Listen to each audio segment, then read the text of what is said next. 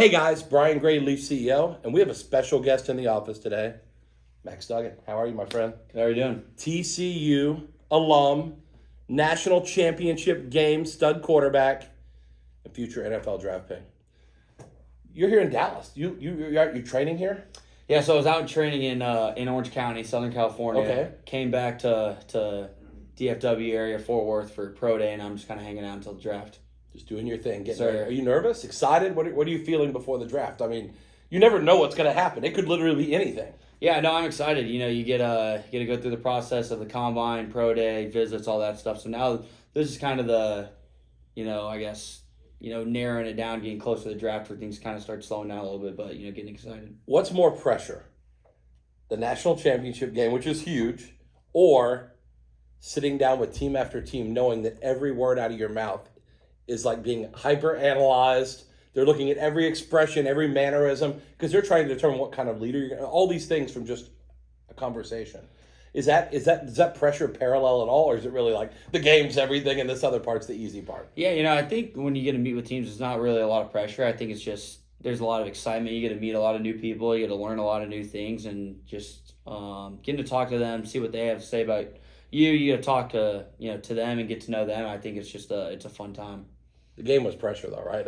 I mean, the whole world's watching you on the stage and stuff, and you're playing a hell of a team, too. It doesn't make it a lot easier. So, do you collect anything?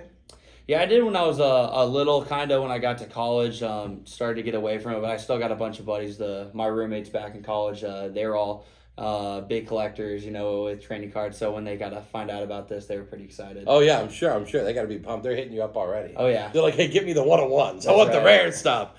So did you keep stuff from your college career, like the jerseys you wore, helmets, or did you have to give all that back to the school? Or did you keep high school stuff, or did you keep any of your stuff that you would have just like either for the long run or to sell someday or whatever it is? Yeah, so I have everything from college. Every helmet I wore, I have every jersey. I got We'll talk about that later. I'll need some to buy from Max. But go ahead. That's right. Yeah, I still got the Fiesta Bowl jersey. That's awesome. All the jerseys, haven't cleaned them. They had all the grass stains on them. So it's just I bet you wish there were a couple less grass stains. Yeah, no, yeah, that's how it works. That's the bad part of being a quarterback. Did you take some big hits? Like, I mean, you remember like a hit? Like, we used to have Jadeveon Clowney exclusive, and that hit on the Michigan kid was devastating. Oh, yeah. Did you take a hit where you're like, A, that was a hit, and B, that guy is going to be something because he knocked the crap out of me? Yeah, you get a couple of those. Luckily, I had a good O-line that tried to keep me clean most of the time. But, there's a couple times where I probably run and put myself in harm's way and take a big hit. But unlike Tua, you can stand and talk about it, so you'll remember. Tua, unfortunately, that guy's had some bad luck, hasn't he? Yeah. It's just crazy. That's got to be a little scary as a quarterback, right? That these guys are so fast now. I mean, like, if you played in the 70s, like, you could just do whatever. But, like, today, these guys are so fast. You can't really run away from them. Yeah, no, they're fast. Yeah, they can all move, so you got to be kind of smart of when you're taking your hits. So what do you think? You got your first trading cards coming out. I mean, obviously, that's longer than it's going to be. But, like, when you see your trading cards, like, you did collect some cards, like, is it kind of crazy? Like, just see yourself on a card, like, you're like, what the heck? Yeah, it's exciting. I remember as a little kid, you go into the store and get all the cards and see if you get someone that, you looked up to or you are a fan of. So now I think to have your own card, and it's exciting. I think it's important you start tipping your mailman now, because I have a feeling every kid's going to send you every card they get that's not signed, hoping that you'll sign it someday. Yeah. That's a hard one, because, I mean, obviously you're training, you're playing. I mean, this is serious stuff. It's hard to sit and handle fan mail and things. Is that something you're kind of nervous about? Because some players, if you don't ever do any, then people get mad and they're like, he doesn't care about the fans. But if you do it all the time, how do you have time for football? Yeah. Have you kind of thought about, or those things that haven't entered your mind quite yet, but you're gonna get used to it pretty quick? Yeah. Well, I got a little bit of it, at my time at TCU of people sending stuff, and you always try to do whatever you can to make those fans happy. They're the ones that support you. They're the ones that are coming to the games and cheering you on whether you're winning or losing. So try to give back to them as best I can. Do you look at it differently, like whether it's a kid coming up or it's like a guy wearing a jersey that's got like 25 photos. I mean, you had to have some of that too, where dealers show up and they're like trying to disguise themselves like the Max fan club hat on, but then the guy's got like 100 photos for you to sign. Yeah, you kind of figured out who the professionals were. We're trying to probably. So what do? You sign a couple for them and like, hey, that's cool, thanks man, thanks for coming out. After you do 2 of them, and give them back real quick. Yeah. You always try to be nice to them and sign a couple of them. If they're bringing boxes, usually that's when you probably like. Hey, that's a bad sign. I only got. Well, I'm gonna show you a tip. What we do is when I used to be an autograph getter when I was a kid, whatever. The trick was when we give the guy the pen, I take the cap off. So if I can get you to take the pen, I never took the pen back. So when the guy tries that trick, just drop the pen and walk away. Because they'll take the trick was I never take the pen back, and he would just sit there and just keep signing. And some guys were like Matt Damon would sign like 50 at a time because he just like to hang out and talk. But like it's very hard. So hopefully that won't be a problem for you. But so many of these autograph chasers are crazy. And we love them, but 50 pieces at a time, it's kind of nuts. So I don't know if you'd seen that yet from college, just these guys, the dealers coming in and pounding it. But you want to sign for the kids, and you want to sign for the people who are really fans. So hopefully you'll keep signing, because that's one thing. Collectors it kills them when players just too cool for school. I don't want to hear from you. And there are a lot of guys that unfortunately, and again, it's got to be hard when you go out. Did you get bothered at dinner and stuff, like when you're back home by the campus? I mean, you know, people like come to dinner and say, "Hey, can I get a picture?" And you're like trying to eat some spaghetti and you got stuff everywhere, and they want to take a. I mean, do you have stuff like that where you're like, "This is making me crazy"? Yeah, I just want to eat. Yeah, usually people are polite enough. They'll wait for you whether you're at dinner. Yeah, if you're walking down the street or maybe they see you. Someone might come up and say, "Hey, can you get a picture? Can you sign something really quick?" And you never turn anybody down for that. They're just being a good fan. Favorite player. Pro. Favorite player. Or the guy you want to model yourself after as a quarterback in the NFL? Like, is there a guy you look at and say, that's the kind of guy, either as a guy or as a player?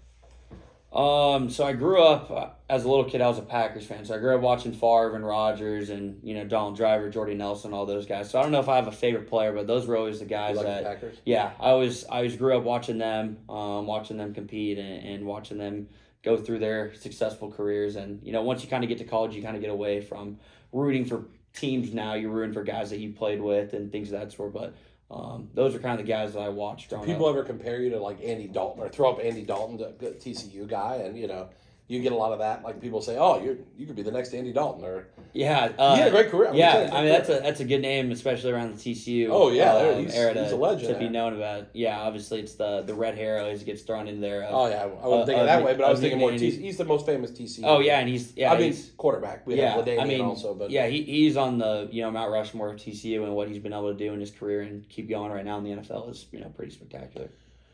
Last question, I'll make it the one tough question. What do you say to the guys who say, "What is it, TCU?" Because like in our business, everyone watches the draft carefully, and they're trying to project, because they buy cards. A lot of people buy cards like stocks. They're investing in the next great, valuable whoever. What do you say to the naysayer who said it's just TCU? Of course he's successful. That TCU does this. Kind of like a Texas Tech quarterback. They put up certain numbers because of the way the offense runs. What do you say to a guy that says, "I'm not sure about Max"? I think you don't really worry too much. You don't really try to prove the doubters wrong or anything like that sort. I think you just, the people that have supported me and had my back, you're trying to prove them right for what they believed in. So I think, there's always going to be doubters. The greatest players of all time, they always have doubters, and, they don't worry about it. Everyone, may not like you, things of that sort, but I just don't think you can worry about it too much. Yeah, so you're a better guy than me. I'd be like Josh Allen, Wyoming, Jerry Rice, Walter Payton. These guys did not go to big. I mean, every one of them, people were like, "Do you believe in this guy?" Because he went to, and TCU is much bigger than those places. So to me, I'd be in their face. You're a better guy than me because we'd be getting down. But hey, we're excited to work with you. I mean, I got to tell you, we have our lineup this year is top to bottom. We have every major quarterback, we have every major running back, every major receiver, and we do our best to sign every player. And we think you're going to have a great NFL career. Obviously, that's one of the reasons we targeted you for our products. And we think after talking to you and getting to meet you for a minute, I got to be honest, good head on your shoulders. And that's the kind of thing I look for. Because I'll tell you, quarterbacks who don't have this part, I mean, it's bad. Like Graham Harrell had the tools, but he couldn't get the playbook. The guy it wasn't his thing to get the playbook. So like you can suss out those kind of things. And right away I can tell you're gonna have that part down to an art. It's just all situation and that kind of thing. So one thing, Leaf CEO BG will be rooting for you. Sir. But hey man, It's been a real pleasure. We're excited. We're gonna give Max a tour of the place. So we'll leave it to you, bud. These are the first autographs we've gotten from Max, so that's cool.